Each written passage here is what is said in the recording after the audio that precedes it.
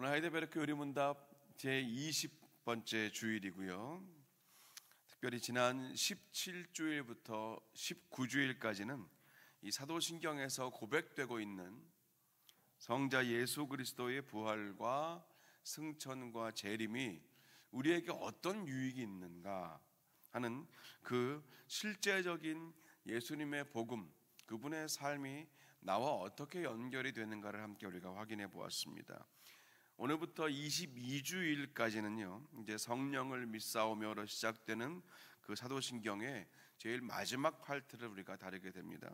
성령을 믿사오며 거룩한 공회와 성도가 서로 교통하는 것과 죄를 사하여 주시는 것과 몸이 다시 사는 것과 영원히 사는 것을 믿사옵나이다까지 이어지는 이 마지막 파트는 사실 전체가 다 성령이 하시는 일에 연결되어 있다고 봐도 무방합니다.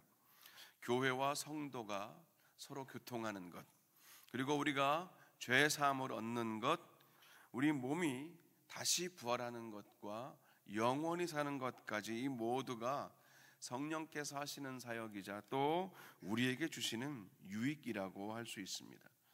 그래서 사도신경 전체는요, 이 전체 말씀은 성부 하나님, 우리의 창조와 그 우리의 모든 생명을 주관하시고, 성자 하나님, 우리를 구속하시고, 성령 하나님, 우리의 성화를 주관하시는 그 삼위 하나님의 하시는 일과 특별히 그것이 어떻게 나에게, 우리에게 오늘 나의 삶에 하나님이 유익이 되시는가.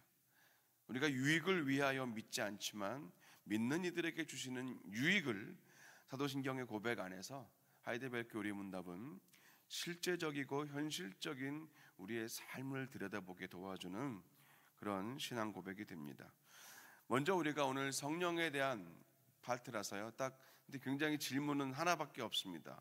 그런데 굉장히 내용은 우리가 아주 방대하죠. 우선 오늘 그 문답을 다루기 전에 우리가 일반적으로 성령에 대해서 가지고 있는 몇 가지 오해를 아주 간략하게 좀 확인해 보고, 그리고 본문으로 들어갔으면 좋겠습니다. 보통은 한 3가지 정도의 성령에 대한 오해들이 있습니다. 첫 번째는 성령을 인격이 아니라 능력으로 보는 그런 오해입니다. 이것을 신학적인 용어로 경험적인 성령론이라고 부르는데, 이 경험적인 성령론은 어떤 성령을 어떤 세력이나 영향력, 힘으로 이해하는 거예요. 마치 전기 에너지나 번개처럼 그렇게 이해하는 겁니다. 물론 창세기 1장을 보면 성령은 만물을 창조하신 능력이 맞습니다. 하지만 그보다 먼저 성령은 인격이십니다. 삼위 하나님 중에 한 분이시라는 거예요. 우리가 중요한 것은 우리가 성령을 배우고 이해하는 길이 중요한데요, 성령 체험이란 말을 참 한국 분들이 많이 하는데, 이 성령 체험이란 단어를 오해하면 안 됩니다. 나의 개인적인 체험, 보통 우리가 성령 체험이라고 말하고 성령을 배우고 이해하는 길이라고 말하면 나의 경험이나 나의 신비하고 어떤 그 신기한 이적들을 통해서가 아니라, 우리는 하나님의 말씀을 통해서 성령을 배우고 이해하고 성령을 체험할 수 있다는 겁니다. 두 번째 오해는 성령께서 오셨다 가셨다를 이 반복한다는 그런 오해가 있죠. 요즘은 좀 이제 덜하지만 예전에 한창 한국교회의 부흥시기인 70년대 80년대를 지날 때는 이 부흥성회를 할 때마다 부흥 강사들의 단골 레파토리가 성령 받아라, 성령 받아라, 쉑쉑쉑이었습니다. 기억나시죠? 예. 그 단골 그냥 무조건 그걸 해야 돼요. 일단은 성령 받아라를. 저도 전도사실 찬양 인도할 때 성령 거기 찬양을 많이 하면서 부흥회를 인도해야 했습니다. 예수님이 승천하시면서 분명히 대신 보내시겠다고 약속하신 그 보혜사 성령님은 우리가 사도행전에서 봤던 것처럼 오순절 성령 강림 사건을 통해서 그 예수님의 약속은 성취가 되었지 않습니까? 예수님이 요한복음 14장 16절에서 말씀하시는 것처럼 내가 아버지께 구하겠으니 그가 또 다른 보혜사를 너희에게 주사 영원토록 너희와 함께 있게 하시겠다는 그 말씀만 한 구절만 보아도 성령님은 왔다 갔다 하시는 분이 아니라는 건 분명히 알 수 있습니다. 예수님이 직접 하신 말씀이잖아요. 그렇기 때문에 우리가 찬송가에 있는 가사 중에서요, 190장 성령이여 강림하사 나를 감화하시고, 이렇게 성령이여 강림하사 내려오시라는, 그런 내려와 달라는 그런 고백들도 있고, 특히 이제 184장 불길 같은 성신이여, 요즘은 불길 같은 주 성령으로 이렇게 번역이 좀 바뀌었는데 가사가 그렇잖아요. 불길 같은 주 성령 간구하는 우리에게 지금 강림하셔서 영광 보여주셔서. 이 찬송의 가사만 보면 우리가 간절히 간구할 때 지금 성령님은 위에서 우리에게 강림하시는 그런 개념으로 오해하기 쉽다는 거예요.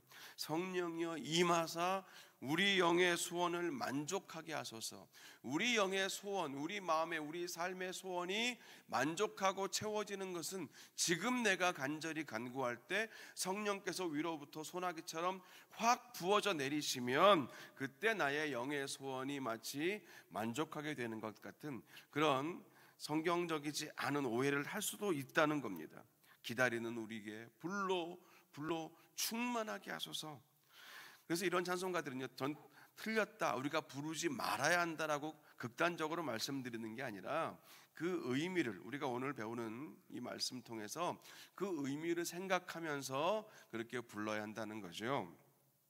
매번 부를 때마다 성령님께서 텅 빈, 성령이 계시지 않은, 아예 없는 내 삶에, 내 안에, 내 영에 내가 성령님 오시옵소서라고 간구하면 이제 그때 우리에게 들어오시도록 우리가 매번 초청하시는 게 아니죠. 예수님 하신 말씀 너무 클리어하잖아요. 이미 내 안에 영주하고 계시는 성령님께 하시는 그 찬송가의 고백들은 그런 의미로 부르는 거예요. 뭡니까? 성령님, 더 내가 성령님을 의지하기 원합니다. 이게 중요한 포인트예요. 내가 성령님께 더 순종하기 원합니다. 더 내 삶을 집중하기 원합니다. 이제 그런 의미로, 그런 마음으로 불길 같은 주 성령 간구하는 우리에게 지금 강림하셔서, 이 강림의 의미를 우리가 그렇게 신학적으로 늘 해석하면서 내 안에 계신 성령님 더 충만하게 채워주시고 내 삶을 더 fully 컨트롤하여 주시옵소서. 우리가 그렇게 부르면 그 찬송도 얼마든지 부를 수 있습니다. 금기하는 것은 아닙니다. 세 번째, 우리가 성령에 대한 오해는요, 성령께서는 이 지성보다는 감성이나 어떤 감정의 길로 역사하신다는 그런 오해입니다. 이것도 역시 오래된 오해 중에 하나죠. 우리가 성령의 임재라는 말을 생각하게 되면 아무래도 어떤 느낌이나 감정적으로 치우치게 되는데, 사실 성령의 역사는 말씀을 통한 역사입니다. 이 바른 말씀을 기초로 하지 않으면 그 어떤 성령의 역사도 일어날 수 없습니다. 왜냐하면 성령님은 말씀이신 하나님의 영이고 진리이신 예수님의 영이기 때문에 그렇습니다. 하나님 말씀과 진리를 떠나서 성령님은 운행하지 않으신다는 거예요. 우리의 느낌과 감정과 감성으로 성령님을 초대하고 그런 게 아니라는 겁니다. 그래서 성령의 충만이라는 단어를 우리가 사용할 때는 어떤 감정이나 느낌, 어떤 feel이 충만한 게 아니라 말씀에 충만하고, 그리고 예수 그리스도의 진리의 복음에 내가 충만한 것, 그것을 우리가 성령 충만으로 부르는 것이 성경적으로, 신학적으로, 그리고 우리 교회가 따르는 개혁주의 전통 위에서 그것이 맞다는 겁니다. 이제 여기서 우리가 오늘 하이델베르크 교리문답 53문답으로 가봅니다. 성령에 대해서 당신은 무엇을 믿습니까? 첫째, 성부 성자도 함께 성령도 영원한 하나님이십니다. 둘째, 성령께서는 나에게도 임하셔서 참된 믿음을 통하여 그리스도 안에서 그의 모든 축복에 동참하게 하시며 나를 위로하시고 영원히 나와 함께 계십니다. 아멘. 이 53문답은 성령이 누구신가, 성령이 무엇인가를 묻지 않습니다. 내가 믿는 성령님이 누구신가를 묻고 있어요. 이게 비슷해 보이지만요, 우리가 신앙을 말할 때 객관적인 신앙과 주관적인 신앙을 중요하게 여기는 그 지점을 말하는 것이기도 합니다. 그러니까 하나님에 관해서 아는 것과 하나님을 아는 것이 다르고, 예수님에 대하여 아는 것과 예수님을 내가 아는 것이 다르듯이 성령님도 마찬가지, 성령님에 대한 지식이 아니라 내가 믿는 성령님이 누구신가에 53문답은 초점을 맞추고 있는 겁니다. 물론 53답은 철저하게 성경이 말하고 있는 성령 하나님을 드러냅니다. 어느 누가, 어떤 분이, 어느 믿음의 대가가 느끼고 경험한 그 성령님을 우리가 듣고 간증을 통해서 배우는 게 아니라 성경이 말하고 있는 성령님을 말하는데, 그 성령님과 내가 어떤 관계에 있는지를 돌아보라. 그 근본적인 질문 앞으로, 나의 믿음 앞으로 계속 이 하이델베르크 의문답은 우리를 그 길로 인도하고 있지 않습니까? 조금 더 들어가 보면 먼저 큰 그림을 그리면 좋겠습니다. 오늘 53답이 말하고 있는 내가 믿는 성령님이 어떤 분이신가, 우리 53답 안에서 우리가 5가지 정도 그 답에서 메시지를 좀 뽑아낼 수가 있습니다. 정리할 수 있어요. 첫 번째, 성령님은 성부와 성자와 함께, 성부와 성자 하나님이 영원하신 것처럼 성령님도 영원하신 하나님이라는 겁니다. 여기서 우리가 먼저 주목할 표현은요, 성령님이 성부와 성자처럼 영원하시다, 그것이 아니라 성령님은 성부와 성자와 함께 영원하신 하나님이라는 그 내용입니다. 이 하이델베르크 의문답은 성령 하나님을 성부와 성자에 종속되어 있는 어떤 하위 개념으로 놓고 있지 않아요. 그렇게 보지 않습니다. 삼위일체의 그 기초 위에서 흔들림이 없습니다. 우리가 예전에 25문답에서 이미 성부와 성자, 성령, 이 삼위 하나님은 유일하고 참되시고 세 분 모두 영원하신 하나님이라는 것을 우리가 확인하고 배웠습니다. 하나님이 영원하시고 예수님이 영원하신 것처럼 성령님도 영원하십니다. 히브리서 9장 14절은 유일하게 이 성령의 영원하심을 기록하고 있는 구절인데, 새 번역으로 한번 같이 읽어보겠습니다. 하물며 영원한 성령을 힘입어 자기 몸을 흠없는 제물로 삼아 하나님께 바치신 그리스도의 피야말로 더욱더 우리들의 양심을 깨끗하게 해서 우리로 하여금 죽은 행실에서 떠나서 살아계신 하나님을 섬기게 하지 않겠습니까? 우리의 믿음의 근본에 주목하게 하는 구절입니다. 예수님의 제물 되시는 것은 기한이나 한계나 어떤 제약, 어떤 이들에게는 예수님의 제물 되심이 효력이 없다, 그게 아니라는 거죠. 예수님의 대속의 제물 되심은 모든 믿는 자들에게 유효하신 제한과 기약과 한계가 없는 사건입니다. 영원합니다. 이 예수 그리스도 십자가 제물을 받으신, 그 받으심으로 우리를 용서하신 예수님의 보혈의 공로로 우리가 그 안에 들어가기만 하면, 십자가 그늘 아래에 들어가기만 하면 그 십자가로 우리를 가리워 주시고 덮어 주셔서 우리를 죄 있다 하지 않으시는 그 하나님의 의롭다 여기심, 그 우리를 용서하신 하나님의 사랑도 당연히 기한이나 한계와 제약이 없습니다. 누구든지 예수를 믿으면 멸망치 않고 구원을 얻는 그 영원한 하나님의 사랑과 용서와 구원이지요.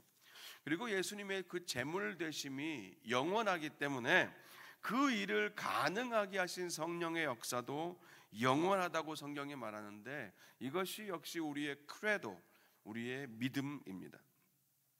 두 번째 53답에서 말하는 성령님의 내용은 성령님은 나에게도 임하시는 분이다. 제가 나에게도라는 것에 방점을 찍었습니다. 나에게도 임하시는 하나님. 여기서 나타나는 요리문답의 특징이 바로 이 부분이에요. 그러니까 성령님께서는 나에게도 임하셔서를 원문으로 좀 더 풀어본다면 성령께서는 또한 나에게도 주어지셨습니다라는 말이거든요. 나에게도 역시 성령님이 주어지셨습니다. 그러니까 이게 수동태 문장이잖아요. 원문이. 그게 뭐냐면 그 말은 성령의 사역에 대해서 우리가요 철저하게 수동적인 존재들이라는 겁니다. 성령님은 주어지신 분이다. 그렇게 말하고 있는데 이 말은 내가 뭘 만들어 오거나 데려오거나 성령님을 끌어오거나 땡겨오거나 억지로 내가 이만큼 목소리 데시벨을 125데시벨이 넘어가면 그때 성령님께서 임하시기 때문에 내가 간절히 부르주시면 확 내려오시는 어떤 나의 상태와 의지와 나의 모든 이 삶의 그 힘에 의해서 성령님을 끌어당기는 것이 아니라는 겁니다. 우리가 이거 굉장히 중요한 포인트예요. 이거를 정확히 알고 있어야 어디 가서 뭐 어느 목사에게 어느 권사님에게 어느 장로님께 안수받으면 성령 받더라, 팍팍 쓰러지더라, 우리가 이런 말 하지 않는 겁니다. 그런 비성경적이고 비신학적인 말이 현혹되지 않아야 됩니다. 빌립이 사마리아에서 복음을 전할 때 마술사였던 시몬이 회개를 하고 예수를 믿었습니다. 그러니까 자신의 살던 그 지역에 성령의 역사가 나타나는 것을 이 마술사였던 시몬이 보고 돈을 주고 그 능력을 사려고 했던 것과 마찬가지입니다. 하나님 그것을 절대 허락하지 않으셨잖아요. 성령의 임재는 수동태라는 거예요. 내가 얻어내는 것이 아니라 하나님의 은혜로 주어지는, 사모하는 자들에게 주어지는 것, 특별히 선물이라고 하죠. 성부와 성자께서 모든 믿는 자들에게 주시는 선물입니다. 그런데 이 선물은 나에게만이 아니라는 거예요. 제가 나에게 도를 강조한 이유가 있습니다. 이 성령은 특별한 어떤 진짜로 40일 금식 기도 한 3번쯤 하고 그렇게 어떤 하나님이 기뻐하실 만한 조건들을 탁탁탁 채워간 그 정도 게이지가 된 그런 사람들에게만 주시는 선물이 아니라 나에게도, 이런 나에게도 주시는 선물, 이런 나에게도 주시는 선물이라는 거예요. 이것은 성령의 공동체성을 말합니다. 굉장히 또 오늘 중요한 부분이에요. 성령의 공동체성이라는 표현을 우리가 기억하셔야 돼요. 왜냐하면 성령의 임재가 처음 나타났던 그 오순절 사건은요 개인이 아니라 성령의 첫 예수님 약속하신 성령이 보혜사 성령께서 내려오신 사건은 개인이 아니라 공동체에게로 나타났잖아요. 다양한 사람들이 모여 있었는데 성령께서는 선별적으로 임하시지 않았잖아요. 모두에게 차별이 없이 임했습니다. 그게 성령께서 예수님 승천 이후에 처음 나타나신 그 증거와 모습이에요. 차별이 없습니다. 우리가 차별이 없는 것을 은혜라고 하잖아요. 이른 비와 늦은 비가 선인에게나 악인에게나 누구든지 회개하여 예수 그리스도를 믿기만 하면 하나님의 자녀가 되는 권세는 차별이 없이 주어지기 때문에 그것을 우리가 하나님의 은혜라고 하지 않습니까? 그리고 무엇보다 오순절 성령 강림 사건이 주는 의미는 성령의 나타나심과 또 그로 인한 다양한 은사들은요 철저하게 공동체를 통해서 주어졌다는 것입니다. 공동체를 통해서 성령이 처음 나타나셨다라는 이 사실을 우리가 기억할 때 꽤 많은 것들이 정리가 될 수 있다는 거예요. 이게 바꿔 말하면요 성령의 충만과 나타나심과 그로 인한 성령의 은사들은 분위기와 느낌과 감정이 아니라 말씀으로 받아야 되기 때문에 교회 공동체 안에서 하나님의 말씀이 공개적으로 객관적으로 선포되고 그로 인하여 믿는 백성들이 함께 한 마음으로 주 앞에 나아가는 이 공동체를 통해서 그 성령의 충만함과 역사와 은사가 이루어지는 것이 성경적이라는 겁니다. 성경이 나타나고 그렇게 말하고 있다는 거예요. 세 번째, 성령님은 믿음으로 예수님과 연합하게 하시는 분이에요. 성령님의 많은 하시는 일 중에 하나는 연합하게 하시는 건데, 먼저는 우리를 예수님과 연합하게 하십니다. 그리고 예수님과 단단히 연합된 성도들이 함께 모이면 자연스럽게 함께 서로 연합되는 겁니다. 그래서 성령의 나타나심, 성령의 충만한 역사, 하나님의 말씀 앞에 깊이 나아가는 성도들이, 말씀을 사모하는 성도들이 늘 경험하며 사는 성령의 충만하심, 성령의 나타나심, 성령의 역사하심은 반드시 그 성도들과 교회 공동체 안에서의 하나됨으로도 이어지게 됩니다. 그게 마땅한 거예요. 애쓰고 노력하고 서로 하나 되기 위해서 손잡고 눈 5초간 쳐다보는 것이 아니라, 그런 것으로 하나 되는 것이 아니라, 내가 성령님을 통해서 예수님과 단단히 접붙임 될 때 우리가 그런 성도들이 모여서 교회가 하나 될 수 있는 거예요. 연합된다는 말은 접붙임을 그래서 의미합니다. 예수님께로부터 구원과 영생의 은혜를 흘려받아서 하나님 나라의 완성에 동참하는 것, 나도 그리스도의 한 지체가 되는 것이죠. 그래서 칼빈은 예수님과의 연합이야말로 모든 구원의 은혜가 오는 통로라고 분명히 말했습니다. 예수님과의 연합은 구원의 통로라고 칼빈이 말했습니다. 아도니람 고든이라는 또 기독교 역사의 훌륭한 목사님은 성령의 가장 중요한 사역은 성도들을 먼저 그리스도와 연합하게 하고 또 성도들에게 그리스도와의 연합을 통한 유익을 깨닫게 하는 거라고 말했습니다. 제가 방금 말씀드린 것처럼 내가 예수님과 성령을 통하여 연합하게 되면 그런 성도들이 점점 더 많아져 모이게 될 때 그 교회 공동체는 당연히 그리스도와 십자가 앞에서 하나 될 수 있다는 거죠. 사도행전 2장에서 베드로가 설교했을 때 바로 이 부분을 언급했던 겁니다.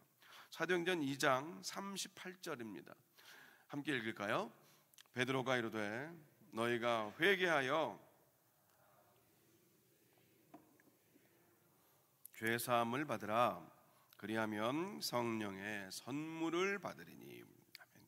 회개하고 예수의 이름을 믿고 세례를 받고 이 죄사함을 통해서 구원을 확증받은 증거가 바로 성령의 임재요 성령의 충만입니다. 성령께서 나타나심이 되는 거예요. 성령은 나타나시는 분이기 때문에 그렇습니다. 이 땅에 성령님이 오신 그 첫 장면부터가 나타나시고 보여지시고 들려주시고 객관적으로 몇 명에게만 몰래 보여주시는 것이 아니라 전혀 믿지 않는 자들에게까지도 성령님의 증거가 보여졌어요. 그것이 초대교회의 부흥의 시작이었고 하나님의 역사의 방법이었다고 성경은 말합니다.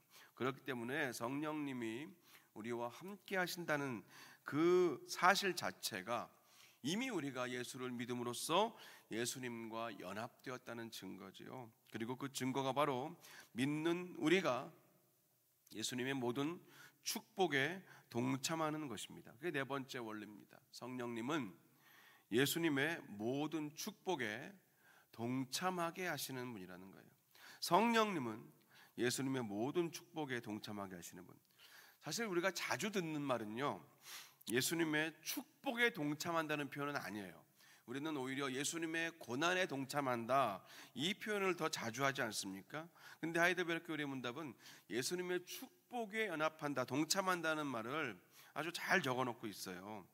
그러니까 예수님과 함께 나의 십자가를 지고 예수님의 고난에 나도 동참하는 삶을 우리가 사는 것이 마땅한데, 그와 동시에 오늘 이 53문답에서는 성령께서 하시는 사역 중에 하나를 예수님의 모든 축복에도 우리가 동참하게 하신다고 말하는 겁니다.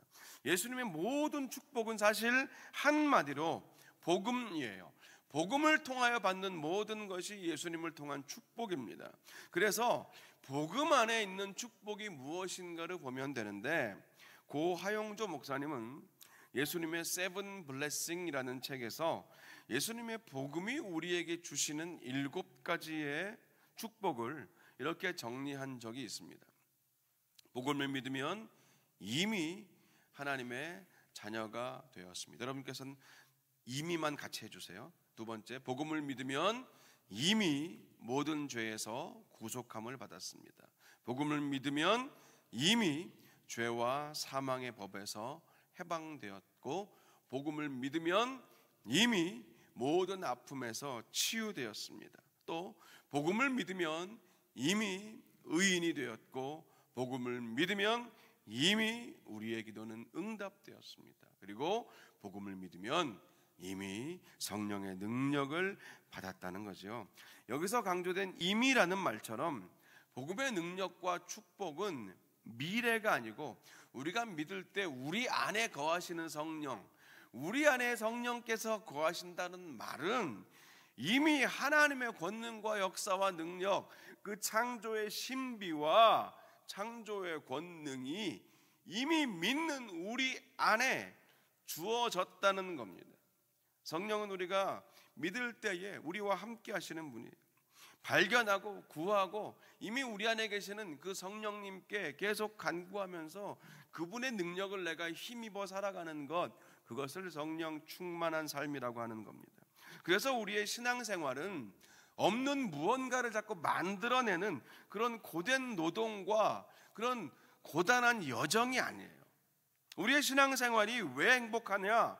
이미 우리에게 주신 것, 이미 우리가 믿을 때 우리 안에 거주하시는 영주하시는 성령님을 통해서 하나님의 상상할 수 없는 무한한 능력이 이미 우리 안에 있기 때문에 그것을 믿고 그 성령님과 함께 내 삶의 여정을 함께 걷고 그분과 함께 내 삶의 순간순간 시간 그 장소마다 때로는 감춰두시고 때로는 놓아두신 하나님의 무한한 그 축복들을 함께 발견하고 찾아가는 여정, 그게 신앙생활이에요. 그래서 행복하고 기쁠 수밖에 없는 거예요. 정상적인 신앙생활 하는 것은. 예수 믿으면 피곤하고 고단하다, 그것은 아주 표면적인 부분이에요. 당연히 피곤하죠. 토요일 새벽 1주간 한 주간 열심히 사시고 토요일 새벽 이 아침에 잠을 깨 나오는 게 그게 안 피곤할 리가 있습니까? 당연히 피곤하죠. 근데 성령으로 사는 그리스도인 성도들은 육체의 노곤함과 피곤함에 우리의 삶을 이렇게 내어드리는 자들이 아니라는 거죠. 왜냐하면 우리의 육신을 이기는 능력, 우리의 상태와 모든 조건들을 뛰어넘게 하시는 하나님의 힘이신 그 성령께서 우리 안에 계셔서 성령과 함께 동행하는 기쁨은 이 땅의 육체의 피곤과 그 노곤함과는 비교할 수 없기 때문에 아침에도 밤에도 때로는 우리가 교회 여러 가지 사역과 함께 섬길 기회가 있을 때에도 기쁨으로 나올 수 있고 그것이 연결되며 행복한 교회가 되어가는 거예요. 행복한 교회의 비결은요, 뭐 담임 목사가 맨날 웃는다고 되는 게 절대 아니라 내 안에 계신 성령님을 내가 더 의지하며 살 때 억지로 믿음 생활하는 게 아니라 한 걸음 한 걸음, 내일은 또 다음 주일은 어떤 은혜를 준비하고 계실까, 내 삶에 또 어떤 하나님의 손길을 감춰두고 계실까, 그것을 발견하는 기쁨. 근데 혼자가 아니라 함께 발견하는 이 교회 공동체로서의 기쁨을 누리기 때문에, 그래서 신앙생활을 정상적으로 바르게 말씀과 믿음과 성령 안에서 하면 기쁘고 행복하다는 겁니다.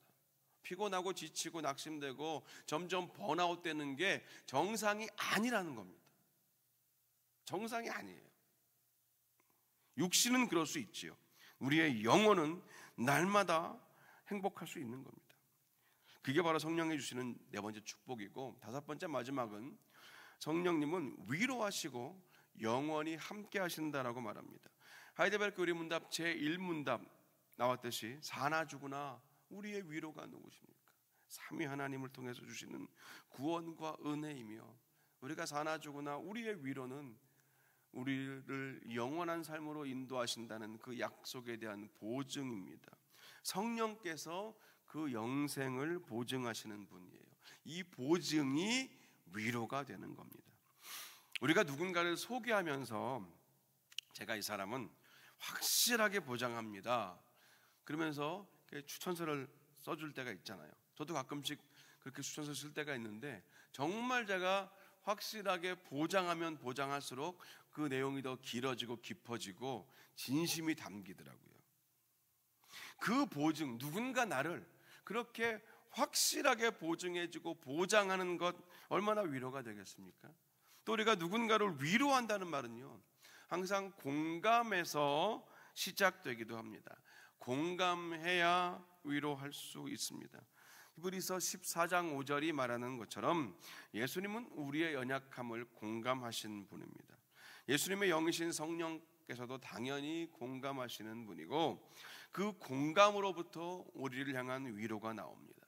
이 위로의 영역 중에서 가장 운동력이 높은 것이 격려입니다. 주석가인 윌리엄 바클레이는 이 격려에 대해서 이렇게 말했어요. 격려는 군대 용어입니다. 군대를 재정비하기 위해서 사용한 단어가 바로 격려입니다. 전쟁터는 두려움으로 가득한 곳입니다.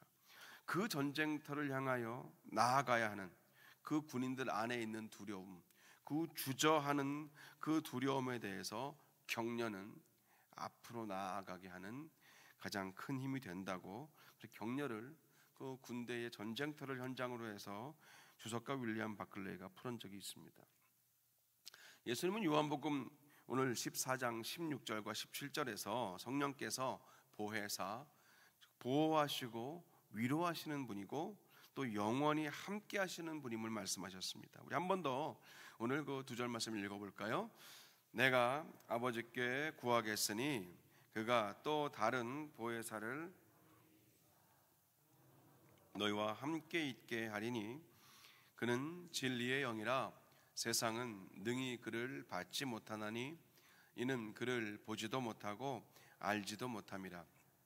그러나 너희는 그를 아나니 그는 너희와 함께 거하시며 또 너희 속에 계시겠음이라. 아멘입니다. 예수님의 이 말씀에 의하면 성령께서는 영원히 우리와 함께 계시는 분입니다. 영원하다는 말은요, 모든 상황과 조건을 다 포함하고 덮는다는 말이에요. 어떤 날에도 어떤 상황에도 성령님은 나와 우리와 함께 하신다는 말입니다. 우리가 앞선 그 5가지 성령에 대한 사실들을 믿고 고백하는 것이 그 사도신경 안에 나오는 짧은 고백인 성령을 믿사오며, 이 안에 다 담겨 있는 거예요. 그 5가지가.